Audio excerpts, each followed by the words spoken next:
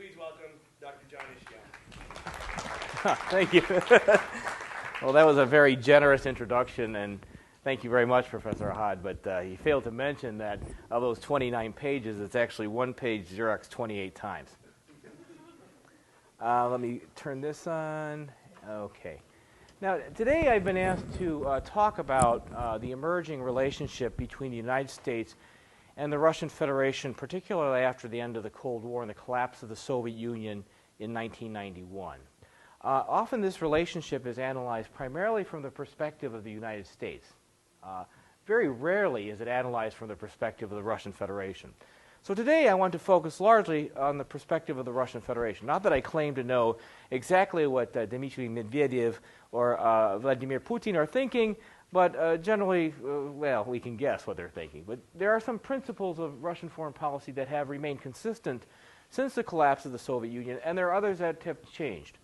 Let me start with one statement, is that the Russian Federation does not seek a new Cold War or confrontation with the United States. However, it is very suspicious of the potential for U.S. hegemony over the world, that much of what the Russian Federation does is to check what it perceives as growing U.S. hegemony and domination over the, international politics in the globe.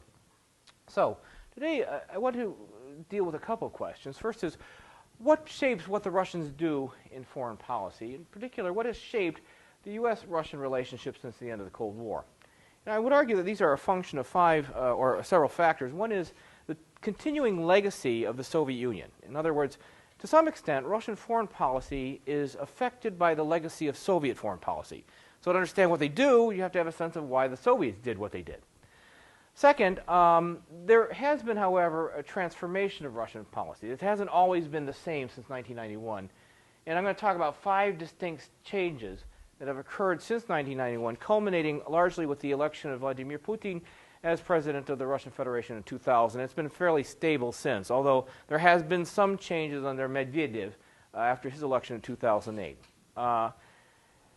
Somewhat toward the direction of more normalizing relations than it had been previously. Then I want to talk a bit about Russian strategies vis-a-vis the world, that how Russia relates to countries like China, the European Union, and Japan is also a function of its perceived relationship with the United States. And then most importantly, understanding of post-communist Russian foreign policy would be incomplete unless we talk about something called the near abroad. The Russian Federation is far more concerned about what happens in the countries that used to be part of the Soviet Union, which the Russians themselves call the near abroad as opposed to the far abroad. The far abroad is the United States, Japan, Africa, Europe, etc. The near abroad are countries like the Ukraine, Kazakhstan, Uzbekistan, Tajikistan, the Caucasus with Georgia, Azerbaijan, and Armenia, as well as Moldova. These are hot spots for the Russian Federation. And so much of their foreign policy attention has been focused on what happens in the near abroad. All those countries that were formerly part of the Soviet Union that became independent in 1991. Okay? And then finally, well, I'll talk a little bit about foreign policy under Medvedev.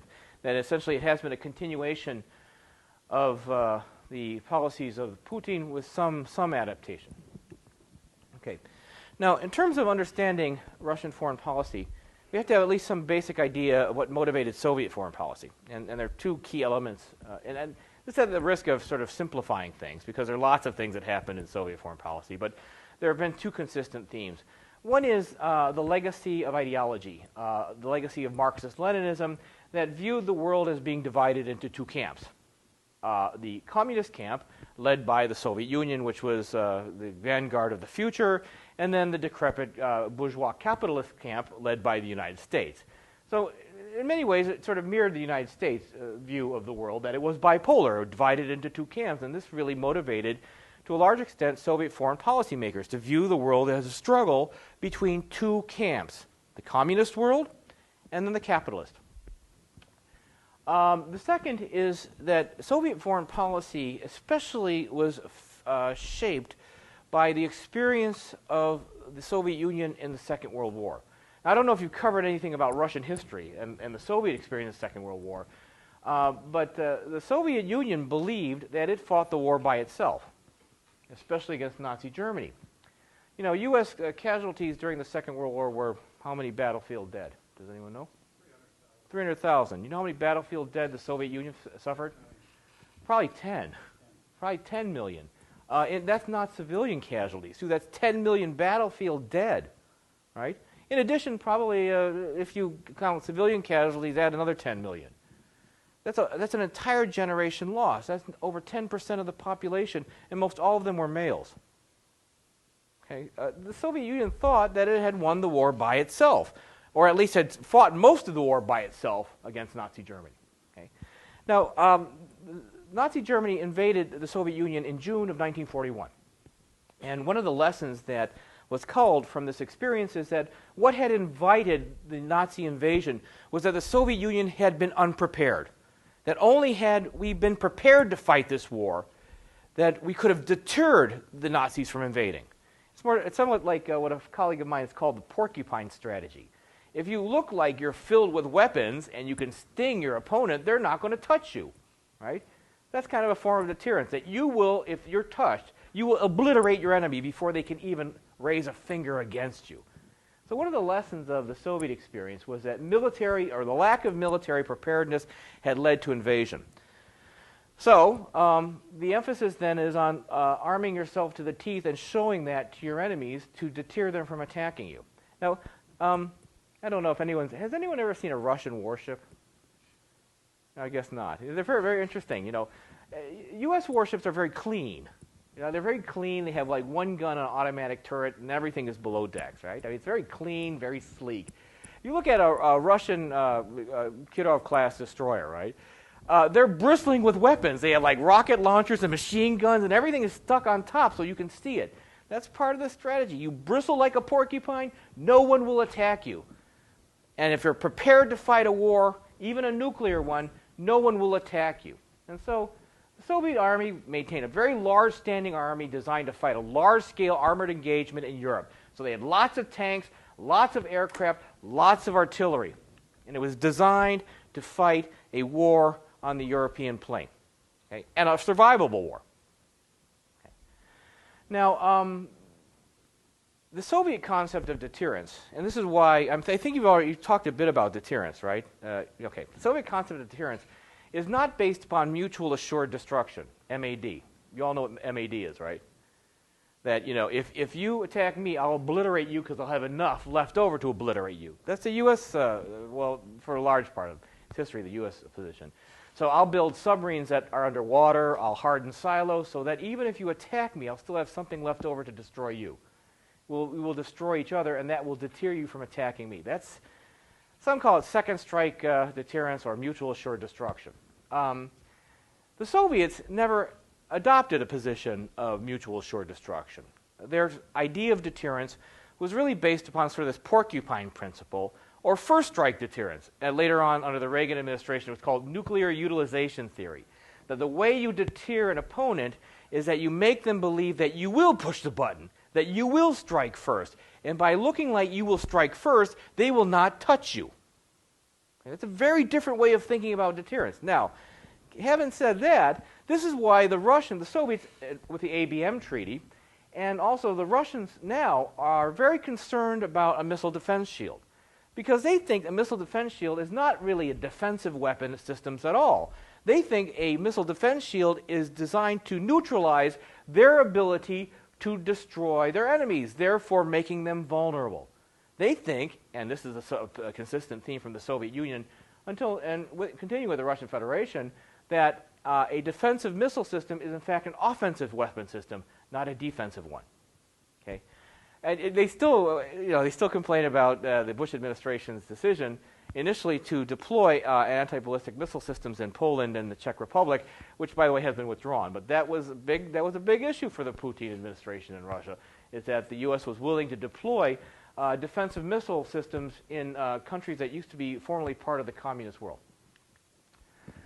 Okay, the other legacy of the Soviet military strategy, beyond this idea of deterrence and that the world is divided into camps, is this idea, well, one of the legacies, the material legacy, is that the Soviet army, or the Russian army, which inherited the bulk of equipment from the Soviet military, is not well designed to fight small-scale wars.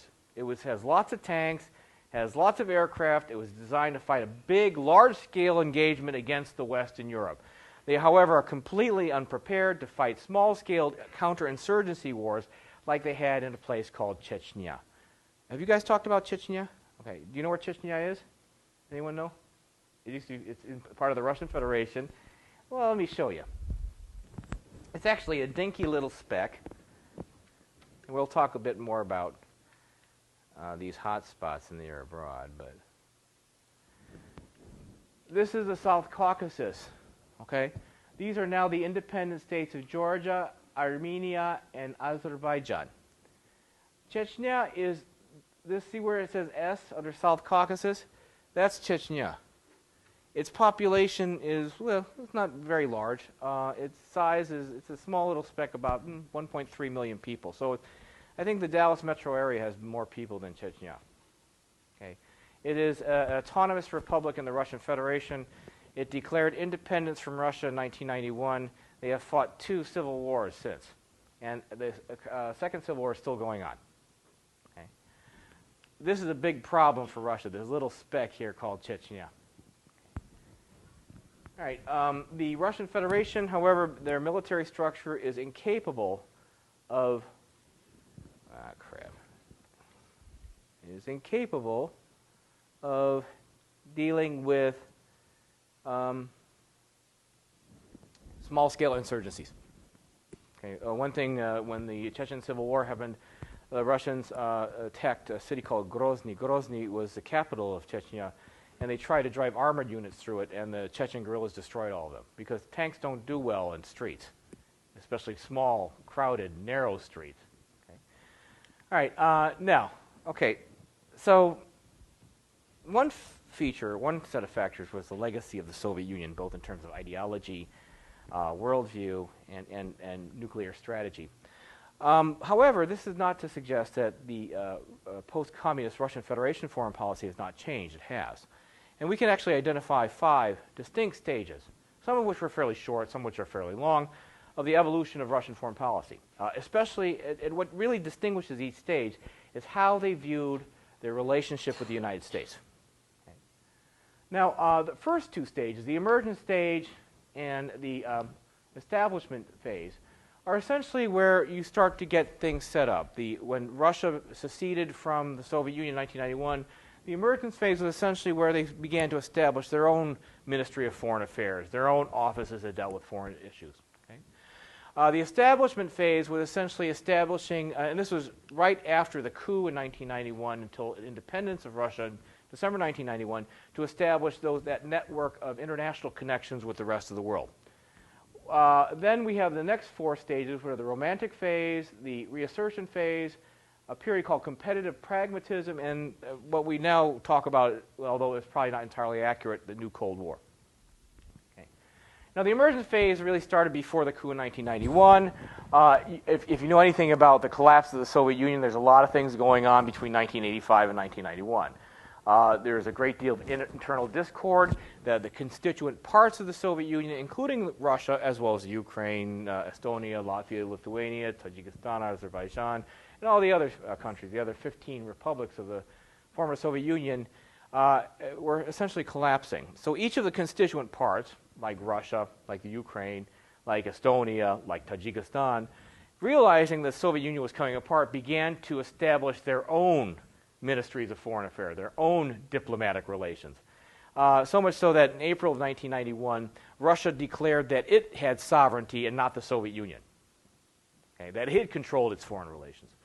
Now, the establishment phase was where once the Soviet Union collapsed in December 1991, this involved the swallowing up of the Soviet diplomatic and security services under Russian control, so that the old Soviet embassies in all the capitals of the world now reverted to Russian control and became the embassies of the Russian Federation.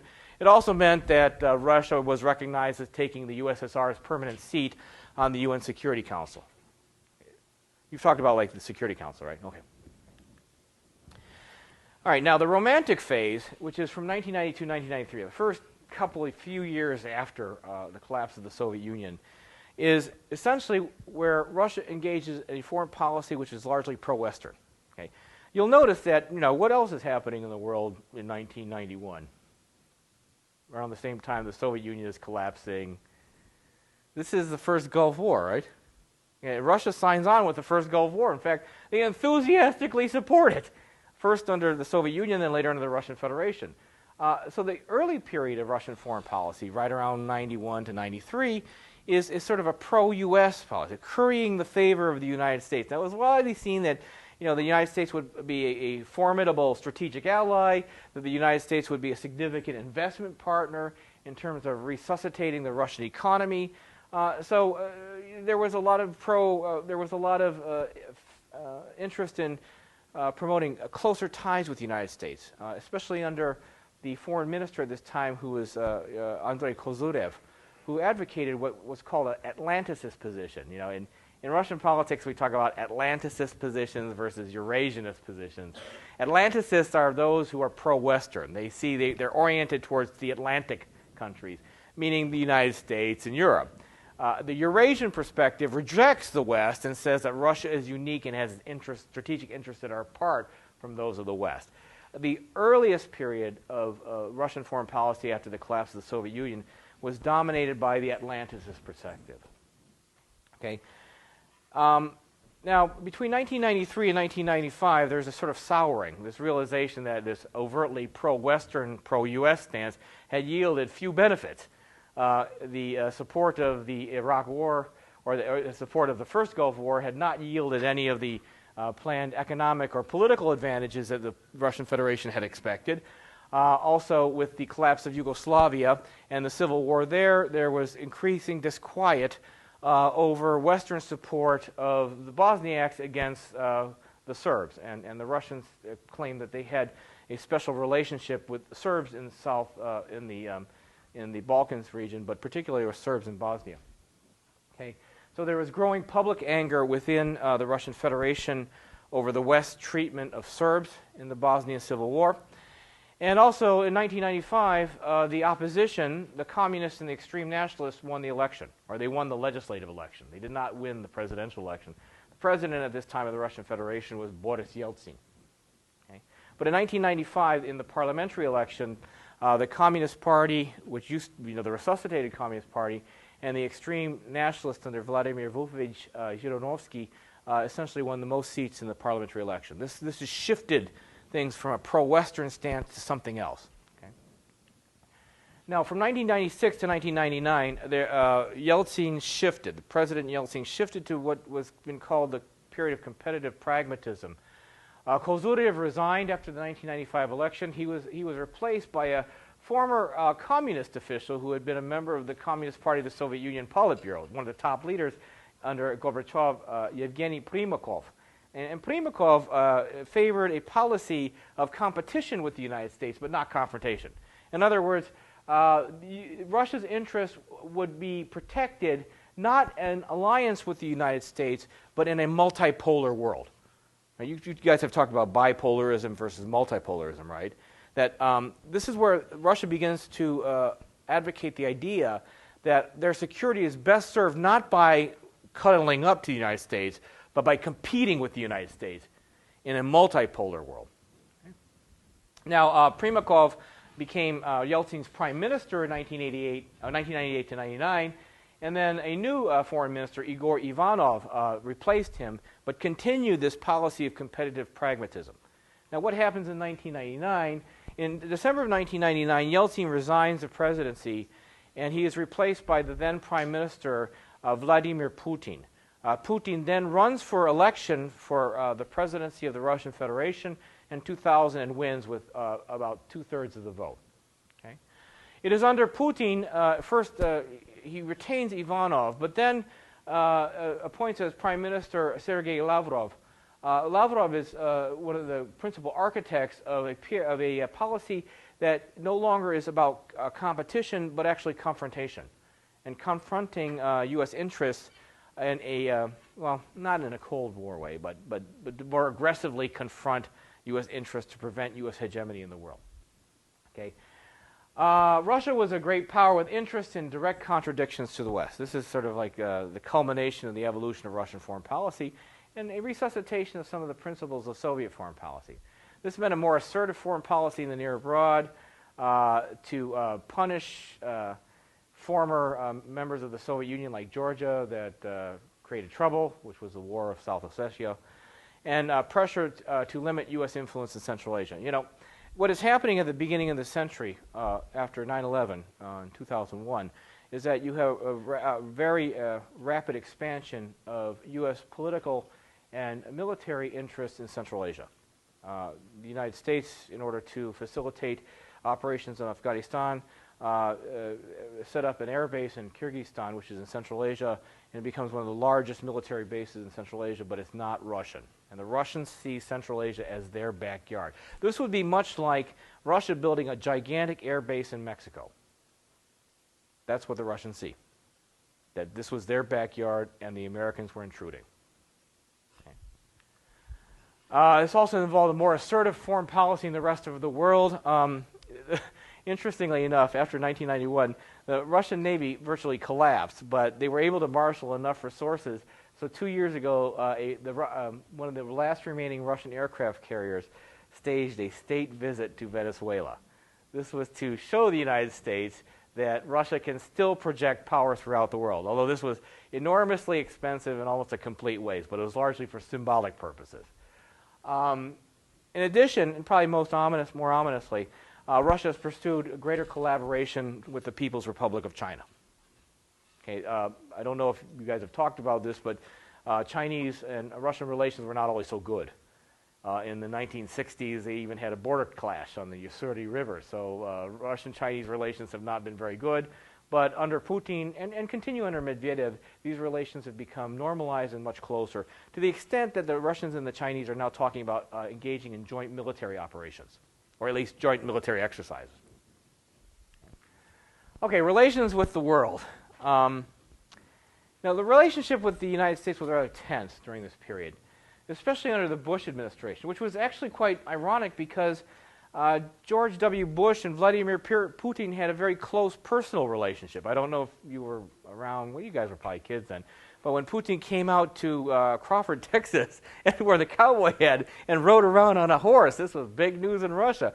You know, for all reports, they got along quite well, personally. However, the Bush administration was characterized by an increasing confrontational posture on both the part of the U.S. and Putin over some key strategic issues, in particular South Asia, or Central Asia.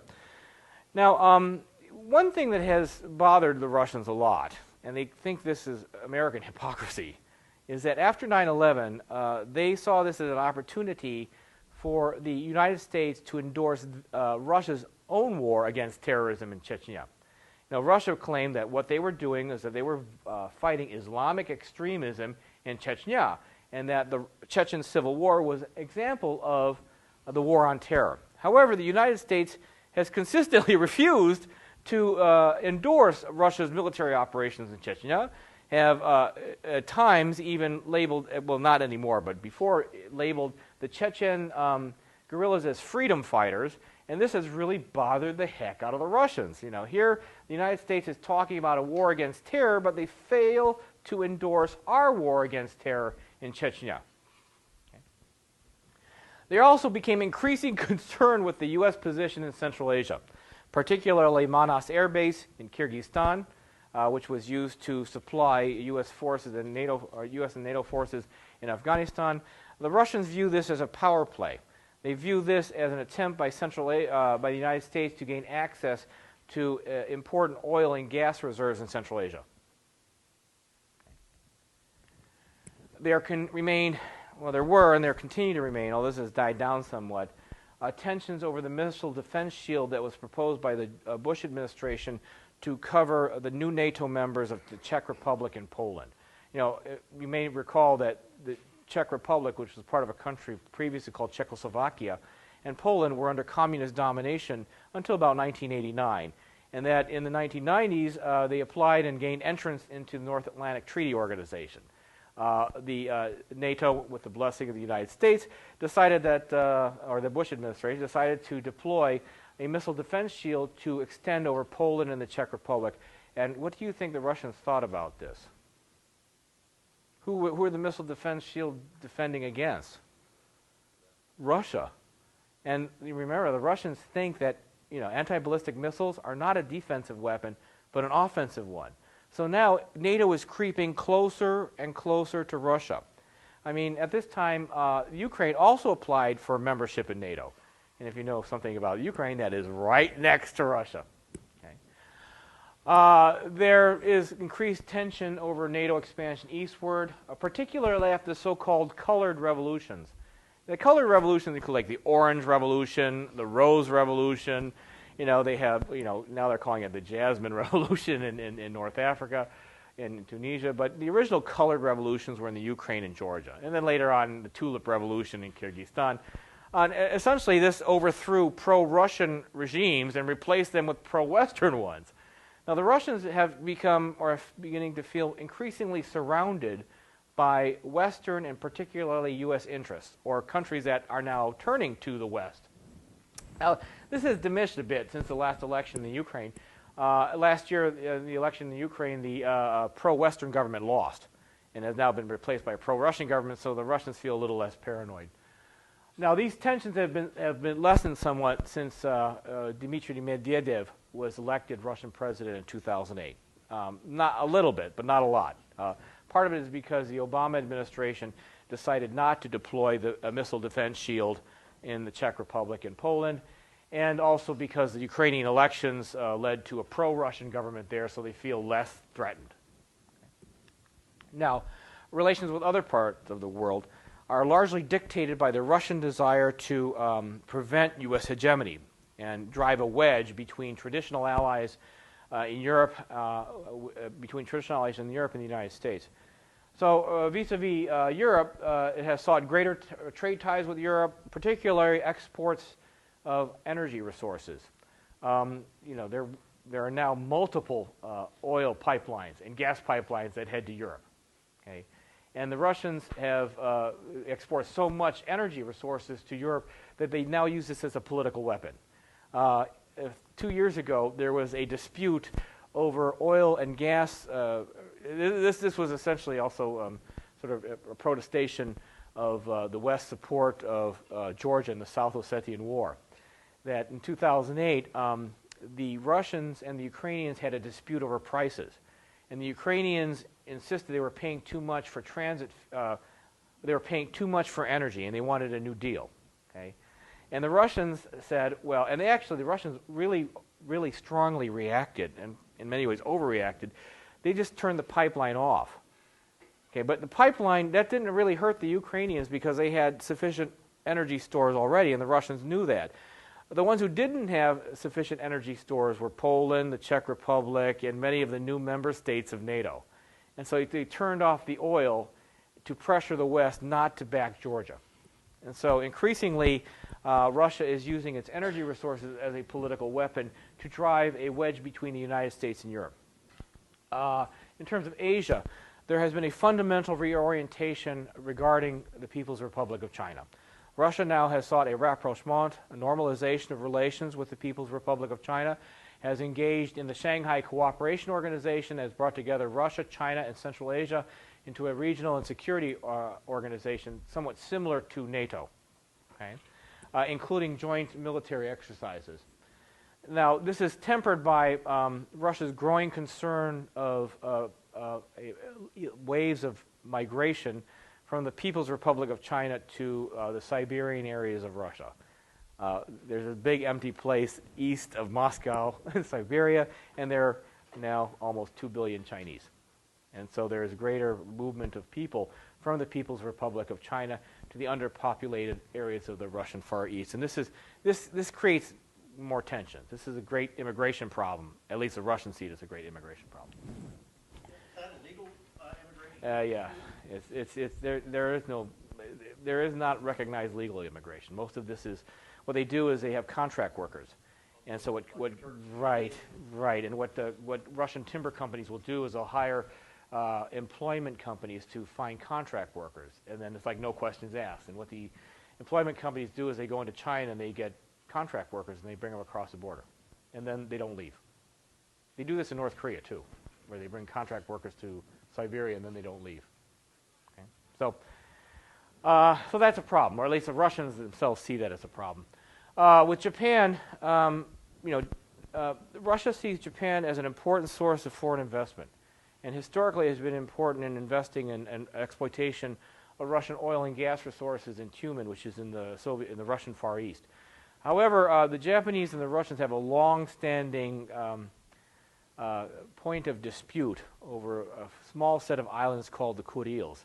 The Soviet Union annexed the Kuril Islands in August of 1945 and won't give them back. I mean, these are 3 little specks of dirt in the middle of nowhere, and they won't give them back. However, recently there has been discovered under the Kuril Islands significant, or at least speculated that there are significant oil deposits, which makes it even less likely the Russians will give it back. But this is a big issue for the Japanese. They will not fully normalize relations until the Russians give back these 4 islands, which is unlikely.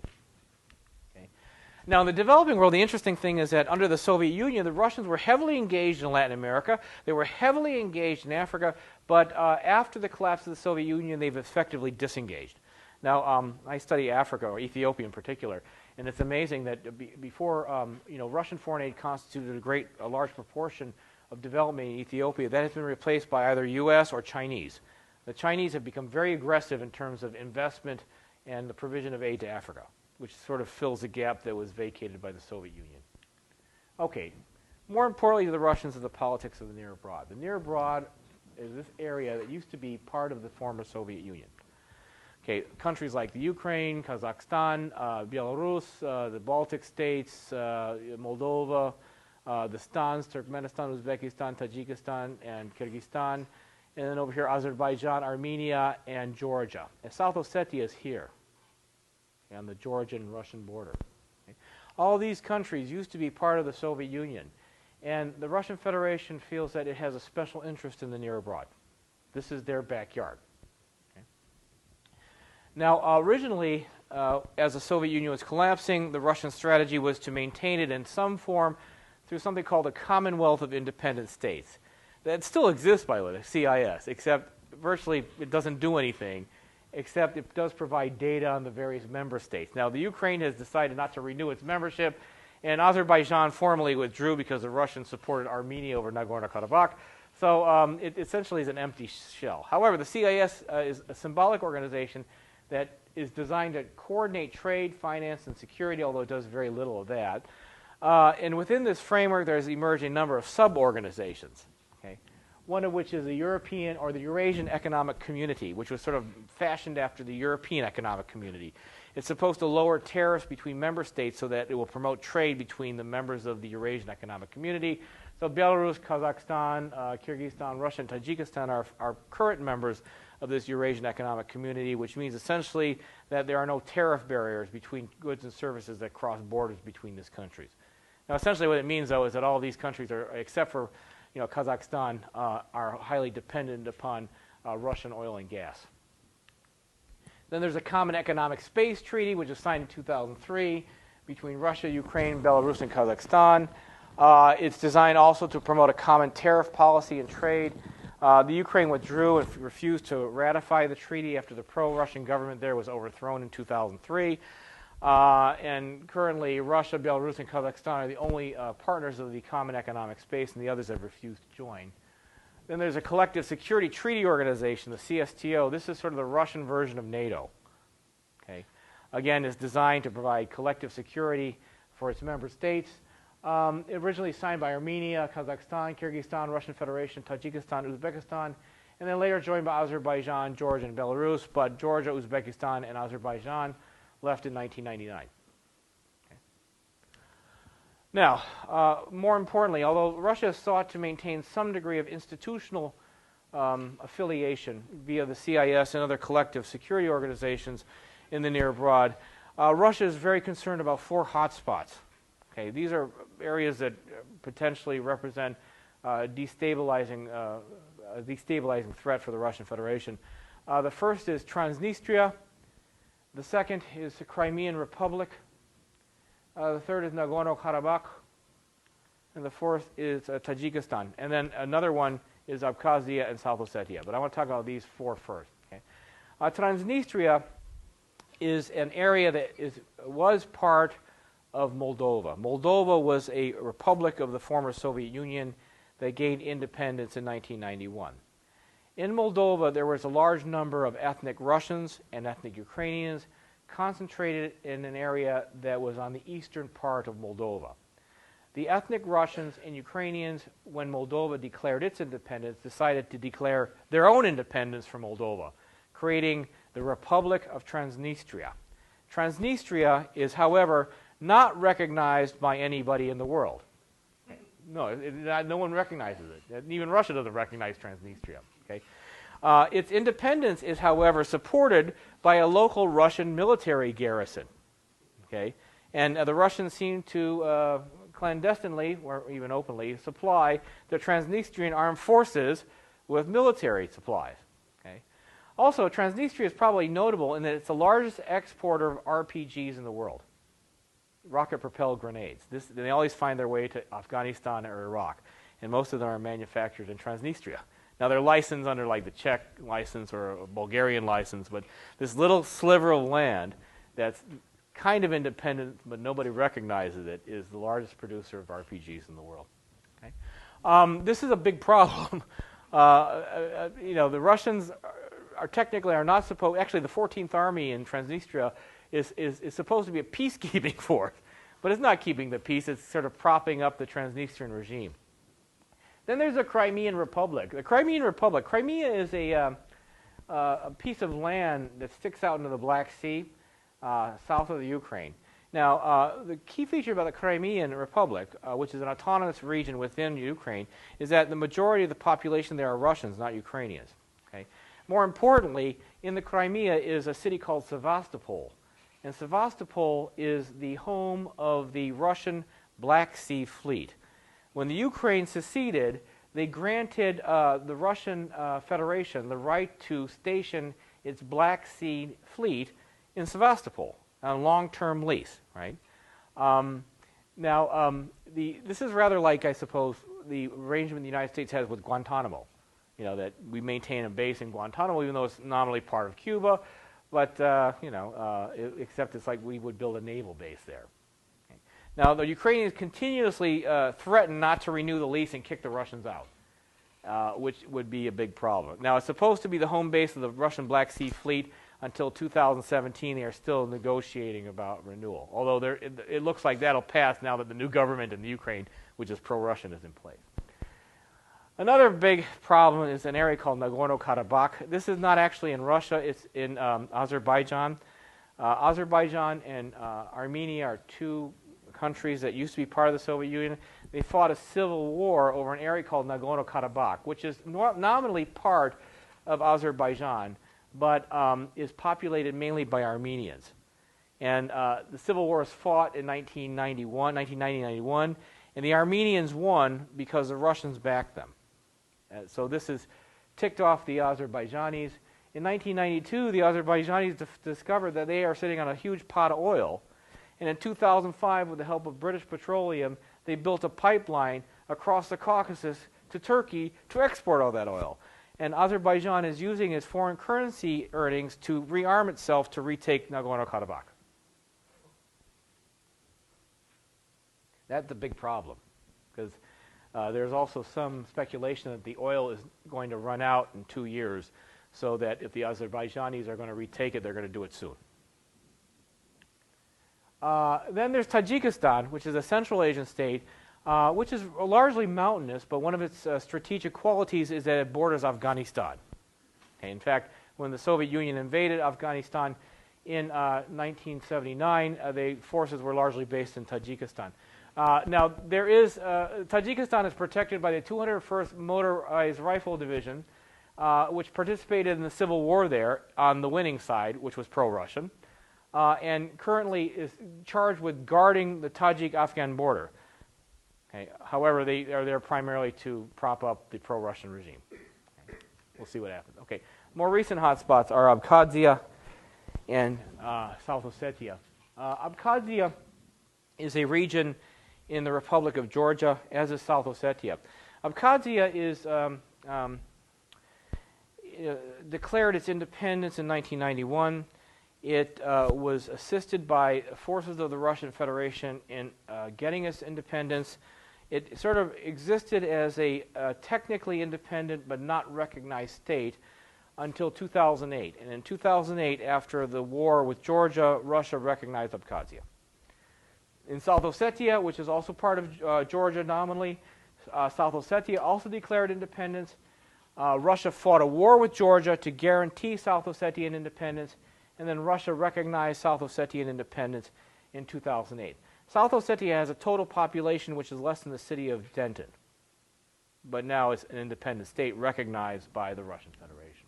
Okay, so what has happened since the transition of power in the Russian Federation from Putin to Medvedev?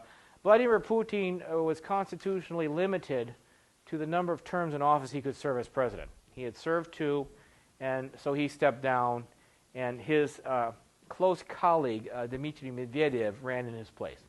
Medvedev was elected in 2008 to serve as the Russian president.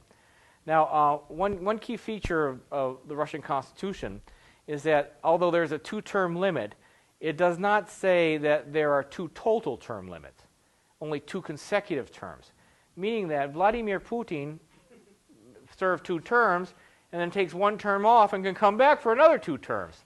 Okay?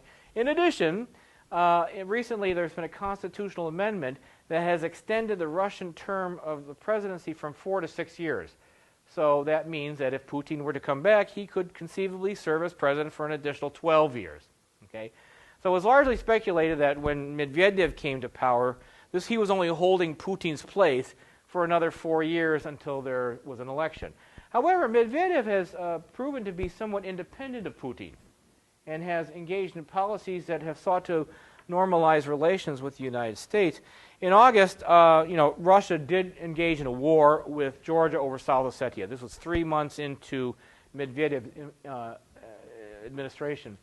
And on August 6th, Russia officially recognized the independence of South Ossetia and Abkhazia, much to the dismay of the West and much to the dismay of the United States.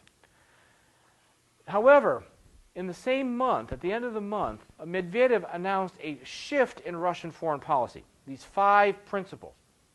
The first principle was that international law is supreme, the world will be multipolar. The third is Russia will not seek confrontation with other nations. The fourth, which is perhaps most ominous, that Russia will protect its citizens wherever they are, and Russia will develop develop ties in friendly regions. Okay. Now, part of this also involved the Medvedev administration threatening to deploy this missile system called the Iskander missile system, which is their most advanced intermediate-range ballistic missile system. It replaced the SS-20s.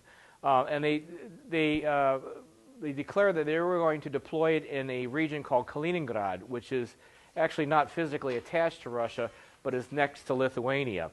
Now, the strategic point of that is that if they were deployed in Kaliningrad, they would hit every European capital within 10 minutes. Okay, in other words, there would be no warning time. So this was their threat, and this was in retaliation for the U.S. decision under the Bush administration to deploy the anti-ballistic missile systems in Poland and the Czech Republic.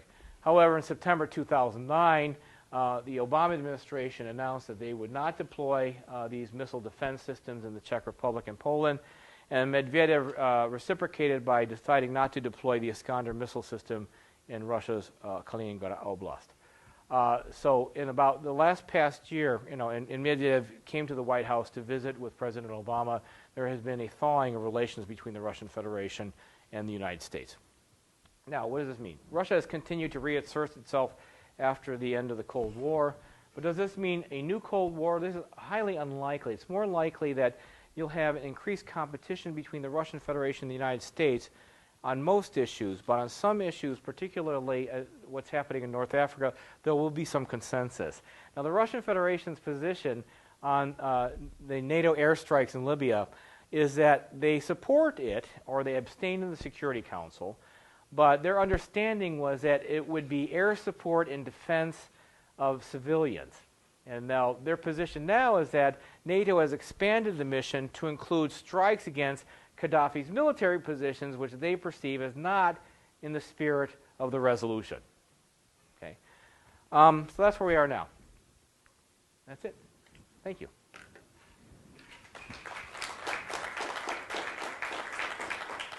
So, We have about 30 minutes remaining okay. for question and answer. I'd like to perhaps present the first question, and it Sure. relates to the slide where you talked about a new security cooperation taking place with the Chinese Yes. and Central Asia. Yeah. One of the strategic initiatives, and I forgot which Russian president it was, you can help me out with that they wanted to create what was going to be known as the Asian nuclear triad, arming India and casting essentially a Russian nuclear blanket over the entire continent. Could you comment a little bit about why India was left out of that arrangement?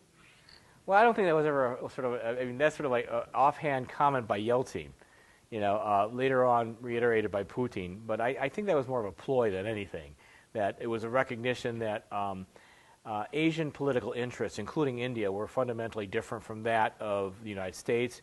It was meant to guarantee the security, particularly of Central Asian states, not so much in terms of nuclear cooperation, but more so in protecting Central Asian states from vulnerabilities related to terrorism.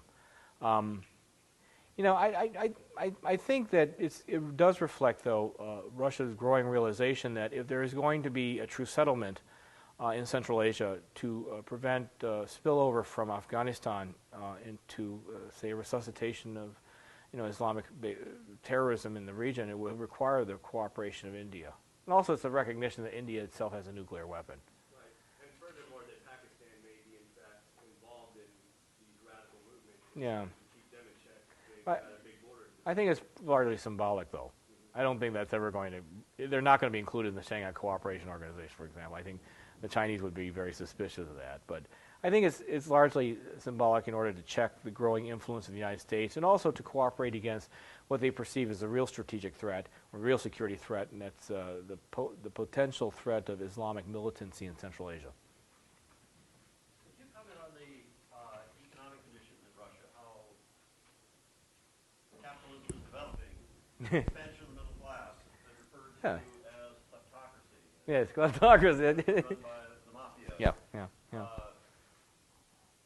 I think actually I was there in 92 and 93 and 95, 99, and more recently. And what you see over time is the economy has recovered. It has. I mean, I remember the bad old days. Well, the worst year was 93, when the entire economy collapsed, the distribution network had collapsed, the food network had collapsed, and the only thing I could eat was rice kasha, which is sort of a gruel made of mashed up rice flavored with bacon bits. That was the only food around. No, the economy has recovered a lot. I think the Russian middle class has grown, particularly after the currency crisis in the 90s. Prior to that, the Russian middle class, the new Russians, would purchase their goods and services from abroad, like Dutch butter or Norwegian cheese or stuff like that. But when there was a run on the ruble, which made the ruble virtually worthless, it made foreign goods much more expensive and made domestic goods cheaper. So that sort of provided a stimulus for the growth of Russian consumer goods, and also stimulated the growth of a Russian middle class, beyond the new Russians who had inherited all the wealth from the Soviet Union. It has been referred to a kleptocracy in the sense that most deals are under the table, that most businesses have some kind of connections with people involved in gray zone economic activities, and that they have protection from the state. And that's probably true. I mean, really, to get anything done in Russia, you do need to have connections. You do need to have a fixer. You do need to have links with somebody in political power. And if you want to call that a kleptocracy, that's probably true. However, I would like to remind people that if that's true, that was also true here in the United States. We call it thuggery capitalism, meaning capitalism engaged in by thugs and mafia and people who work in the gray zone. That's one way to accumulate capital, is through illegal activities, and that happened here, didn't it? So, yeah, I think Russia is probably similar in its level of development to the United States in the 19th century, at least in terms of the way capitalism is emerging. You see 25 years from now, Yeah. the middle class Yeah. include except for the West?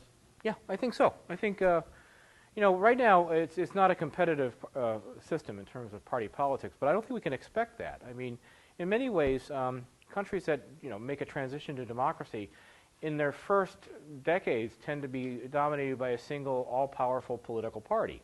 I would use the example of Japan, which after the Second World War from 1952 until, very recently, it was dominated by one political party, the Liberal Democratic Party. If you wanted anything done, you had to deal with that. But we largely regarded Japan as a democracy, even though it wasn't really competitive party politics.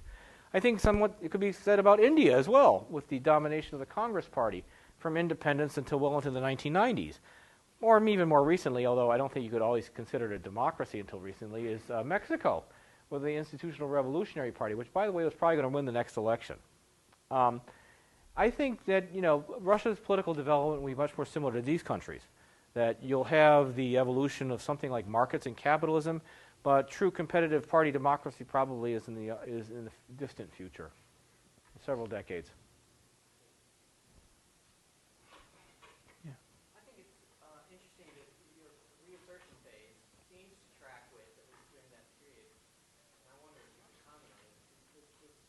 These phases and the rise of nationalism during this period, do they also track in some type of strange triumvirate with the rise of organized crime? It seems like it's during that period, particularly in the, of course, it's always been there, but the real growth in power and control of the mafia in Russia correlates along that line, as well as nationalism, and also during. So you've got this in the political phases in terms of foreign policy specifically, but it also seems like there's these two other currents that are tracking along with it. And I wonder. Well, two things. I think in part there is a connection, but I want to qualify it a bit because we think that sort of the mafia came to power in the 90s, right? In fact, they were always there, and they had been there in the Soviet period too. That even the oligarchs like Berezovsky made his fortune prior to the collapse of the Soviet Union selling used cars. So I mean, they had always been. They just became more visible in the 90s, and that's why we think that they became more prominent. But the second is that I think this sort of reassertion of foreign policy also coincides with a desire to protect or exploit markets in the near abroad and investment opportunities. That this reassertion was also seen as a desire to expand or to protect economic interests in countries like in Central Asia with oil and gas and in other parts of the near abroad against encroachment by the United States and by Turkey, especially in Central Asia. So it might be the case that this more reassertive foreign policy was in part of nationalism, but had economic reasons too.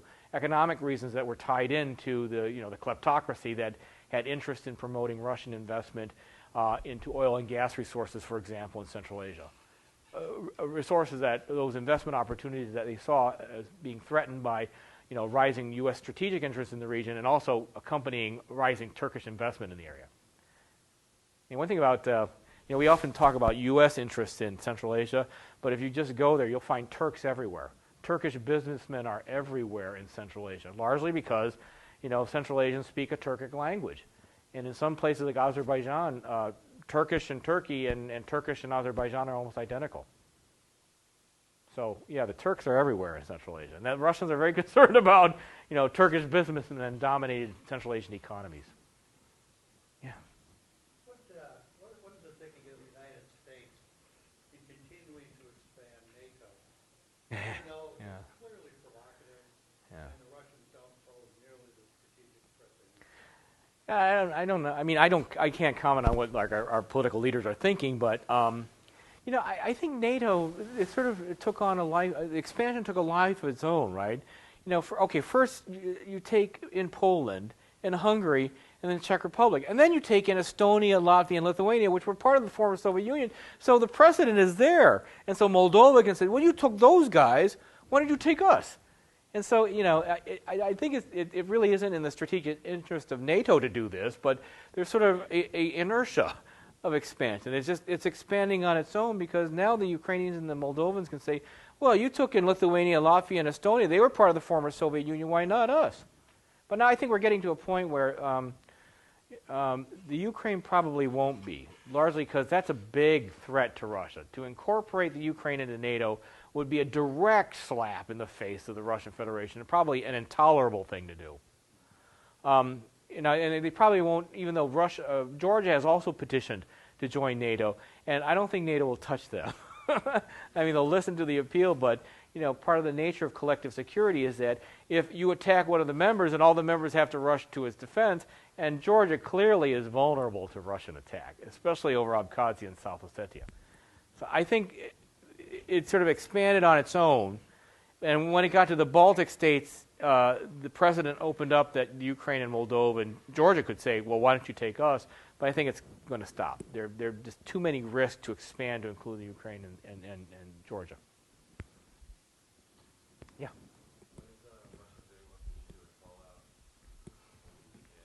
I think they're going to wait and see what happens. And they're probably going to say, well, we had our Chernobyl, but I guess it wasn't so bad that you also have your nuclear accidents in the West, too. I don't know. I think they're going to wait and see. I guess it also depends on the prevailing winds. Or you think that there's like a joint effort? I mean, the Russians sent in emergency rescue teams too, as did the Chinese, but they seem very small compared to what the United States and Britain and France sent. Also, the Russians and Chinese seem more concerned about protecting their own nationals than helping the Japanese. Yeah. We were talking about presidential doctrines in American foreign policy, and what's seldom not talked about is the countering Russian doctrines that were developed as a response. One of the famous ones, and perhaps very controversial, and I've heard you sort of allude to its legacy, is the Brezhnev doctrine. Yes, yeah. Would you care to discuss that? Well, as you know, the Brezhnev doctrine was the principle that if any fraternal socialist regime was under threat, the Soviet Union would come to its rescue. It was used to justify intervention in 1968 in Czechoslovakia, and to some extent intervention into Afghanistan in 1979, 1980. This doctrine was essentially abandoned for very practical reasons by Yeltsin after the collapse of the Soviet Union, so interventionism was no longer on the table. However, with Medvedev's 5 principles, one of the things on the table is to protect Russians wherever they are. Now, this is not to protect fraternal Soviet allies anymore, but is to protect Russians or citizens wherever they are. Now, this is the way they phrase is very interesting because they don't say Russians, they say citizens. Okay. Now, one is that there are a number of ethnic Russians who live in many of the countries of the near abroad, like the Ukraine, and like Estonia, and like in Latvia. In Estonia, about 38% of the population is not ethnic Estonian. It's either, they call them, Russophones, people who speak Russian. That can include Ukrainians, Belarus, or Russians. But at least 38% of the population is non-Estonian. And the Russians have this sort of attitude that they are going to protect their citizens wherever they are, not just in Russia, but in all of these other 15 formerly states that were formerly part of the Soviet Union. Now, they also use the term citizen because in South Ossetia, although they're not ethnically Russians, carry Russian passports. The Russian Federation, about 3 years ago, began to issue South Ossetians Russian passports. And technically, if you carry a passport, you are a citizen of the Russian Federation. So in other words, by saying this, it's telling the Georgians, if you try to retake South Ossetia, we will intervene again to protect our citizens. My favorite story about how they protect their citizens was in Chechnya at the school hostage taking. Oh yes, in Beslan, yeah. Well, in 2003 there was a school seizure in Beslan, which is actually in North Ossetia, and they were Chechen rebels, right? And they seized a school. There were like hundreds of students and teachers, and the Russian way to, they're not very. Well, what they did was they staged an armed assault on the school, and of course 500 children died. And this, which of course was stupidly done, but you know they did crow about killing the 10 rebels that were in there, but then 500 civilians were killed too. Even worse was the Opera House in Moscow, where the special forces, their strategy was the best way to liberate the several hundred people that were in the Opera House was they pumped it full of nerve gas, which of course killed most people in there, but it also killed all the rebels. So yeah, this is the idea of protecting citizens is secondary to killing rebels. Yeah. How does the current Russian government view the possibility of the Iranians being nuclear weapons? Oh, with great alarm. I mean, you know, one is that I think Iran is a business partner, and I think the Russian Federation views them as a potential strategic partner. However, they do not favor proliferation of nuclear weapons. Now, what they'll do is they will assist the Iranians in terms of putting together a reactor, because that generates them hard currency. Okay, but an active promotion, support of a nuclear weapon, and more importantly, nuclear weapons one thing, having a delivery system is another. The Russians will not provide components for a delivery system. What would they do if they got it? What would they do? I don't know. They probably join with the United States on sanctions. I mean, this is one area that they'll cooperate on. There's one. I mean, right now, I don't think they realistically see Iran as having a deliverable nuclear weapon yet. Just like they don't see North Korea as having a deliverable nuclear weapon yet.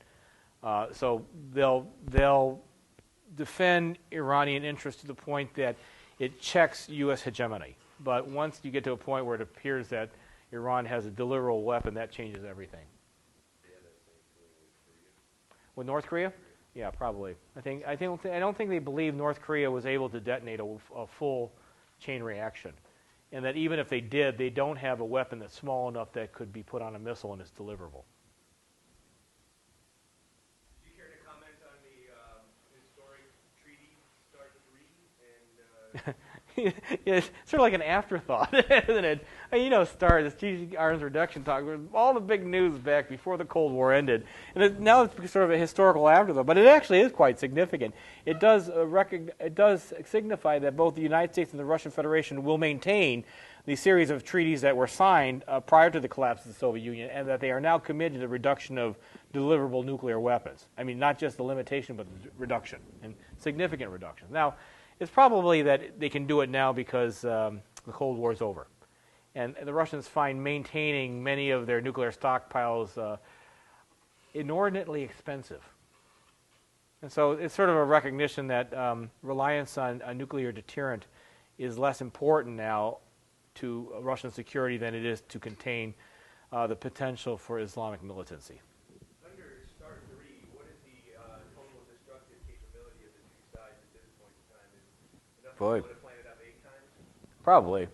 I mean, it depends. I mean, how you measure it. I mean, on paper, yeah. Whether or not the Russians have deliverable systems anymore, we don't know. I mean, the warheads are still there, but whether or not the ICBMs actually work, don't know. I mean, I think the Russians don't see this as. I think they see it as a step towards, their recognition as a great power, and that they are recognized by the United States as being a co-equal in this area. But I think for the Russians, this is not their top priority. Their top priority is getting the United States to recognize that they're fighting a war against terror too. Yeah. Yeah. What was Russia's motivation for their initial incursion into Chechnya? Chechnya had declared independence in '91, right? And the Yeltsin regime was embroiled, of course, in terms of the collapse and recovery. But in 1995, the reasoning was that we could not, well, there are a couple. One is that independent Chechnya would set a bad precedent for the rest of the Russian Federation. Okay? That if the Russian Federation allowed Chechnya to outright secede, the other constituent republics of the Russian Federation would also secede. Now, the Russian Federation is not like the U.S. Federation. The U.S. Federation, we have 50 states of co-equal status, right? And then there's the division of power. Russian federalism is fundamentally different. they have different units. 21 of the constituent units of the Russian Federation, including Chechnya, are called republics. And their relationship with Russia is is complex. Each of these republics is considered sovereign, and that each of them are in a treaty relationship with Russia, and they voluntarily amalgamate. In many ways, it's rather like the U.S. relationship with the Cherokee Nation, right? That they're sovereign entities that are held together in a treaty relationship, except these 21 republics are much bigger. One of them is actually huge, which is Sakayakut, and it's also rich in terms of oil and gas. But one of the 21 was Chechnya. And Chechnya, instead of signing the treaty, said, screw you, we're going to be independent. This sets a very bad precedent, even though technically they could secede if they wanted to because they're a sovereign republic, and they could voluntarily withdraw from the treaty. But Russia wasn't going to let that happen. So in 95, they invaded. And the invasion was botched. I mean, really botched. The Russians brought in all these tanks. They got bogged down in the city in Grozny. They were picked off. It was a huge debacle. And then 2 years later, they had to withdraw. Now, the second intervention in 99 was, in part, they wanted to take care of old business, but also in part that Chechnya had become, between 97 and 99, sort of a hotbed for terrorist activities. That the regime there had, there was a great fear that Al-Qaeda-associated elements or those associated with Osama bin Laden and his network, the ones that launched the attack on the Twin Towers in 9/11, had established a foothold there. There were guys like this guy named Shamil Basayev and another Saudi named Khattab who were closely associated with the Chechen rebellion. There was that, and also that I think what really precipitated the invasion, though, in 1999 was a short-term thing, is that the Chechen government, or Chechen guerrillas associated with the Chechen government, were engaged in staging operations outside of Chechnya. Yeah, and in Dagestan and Ingushetia, and because their idea was to create a greater North Caucasian Islamic caliphate, at least the extreme elements. Right? And then what really precipitated, there was a film of a, which sort of, I think, mimics what the American experience was in Iraq, but there was a film that was distributed where Chechen guerrillas had actually captured some Russian soldiers, and they slit their throats on camera. I mean, this is, remember where they had film of some, in Iraq, some guerrillas cutting off the head of a victim? Well, this has had the same effect in Russia. And, this was widely broadcast and without censoring of these 3 young soldiers being executed by having their throats slit. This, I think, more than anything, really outraged the Russian public and I think precipitated the decision to re-invade Chechnya in 1999. Yeah. What was the war between Kosovo and Yugoslavia pertaining to Russia? How was that? Okay. Historically, the Russians view the Serbs as rather like cousins. And that historically the Russian Empire and also the Soviet Union saw that they were the protectors of the southern Slavic peoples, which include the Serbs. And in the 19th century, that meant essentially protecting them against the Turks. Okay. Now, I think the Kosovan war, right? Russia viewed this again as the West's attempt to exterminate the Serbs, and vociferously protested NATO intervention in Kosovo. And I think the Russians also saw that Kosovo is a majority Albanian, and most of the Albanians there tend to be Muslim. So they also framed it in that term, that this was a struggle again between the Turks and the Serbs and the Slavic peoples, and that we as Russia need to protect our Serbian cousins. So that was their position. They didn't intervene, they didn't do anything else, except I do remember that I was in Moscow when the Kosovan airstrikes happened, and then when NATO started launching airstrikes in Kosovo. And I remember, I'm watching Russian television, and what they're showing is this. They're showing there's this car coming down the road full of Serbs, and then they have these Germans at a checkpoint, and the Germans just open fire and kill everybody in the car. Now, I'm sure that was edited, but this is what's going on all over in RTL, and in Russia. It's like, well, and it's, of course, the Germans are slaughtering the Serbs, right, and protecting the Turks, right? And so I'm watching this, and the airways are full of this stuff. NATO atrocities. The Kosovo Liberation Front. There are atrocities against ethnic Serbs, and and I called my wife up because I finally got a line. I said, "What are they showing there in the States?" And it was completely opposite, right? That all the Serbs were committing all the atrocities, and that we were there maintaining peaceful operations, and whether they edited this or not, but the one scene where were shooting up this, it looked like a Bonnie and Clyde scene. It really was, and I don't think it was staged. The Germans did open up on this. Of course, they said halt, and it wouldn't halt, but they just opened up on this car and killed these 3 guys in there. It was like Bonnie and Clyde, and this is what they showed in Russia. Okay, now then the other thing is that Russia volunteered to send a peacekeeping force to Kosovo, and in fact loaded up a plane and flew directly into Serbia, and then hired a bunch of cars and raced towards the Kosovan capital. And that's where they set up their peacekeeping camp, because then they were going to show that they were there first. Although they of course they showed up without any food or gasoline or water, so NATO had to provide them with that. But that was conveniently omitted from Russian press releases. Samir, last question. By the way, it's worth noting that was exactly 15 years ago today. That's right. Wow, I'm old. That's right. Oh my God. Or 2019.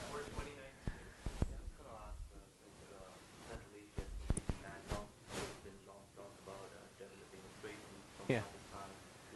Yeah. Yeah. Does Russia take that as a threat if Central Asia is going to have a reliable trade route? Yes. Yes. There actually there are 2 things. One is they're also completed an oil pipeline into China from Kazakhstan. Russia views the Central Asian area as its backyard, and actually most of the access points, especially oil and gas, are through the Russian the pipeline network.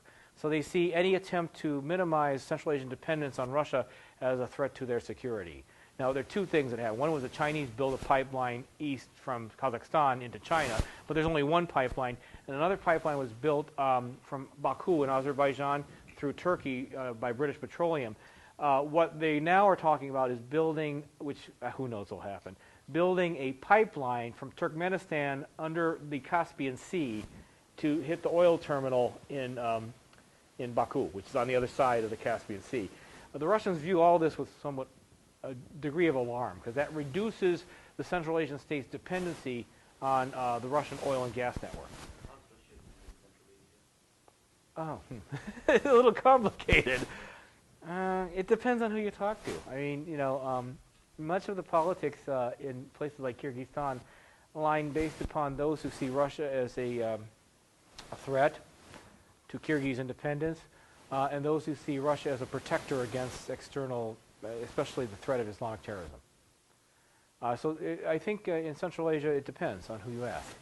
I think there was a time in the early 90s when Central Asia turned mostly to the United States. And Uzbekistan, for example, was a notorious U.S. ally. I mean, same president, notorious U.S. ally, except up until about 1999. And then, then relations soured, and then Karimov, who was president of Uzbekistan, coddled up to the Russians.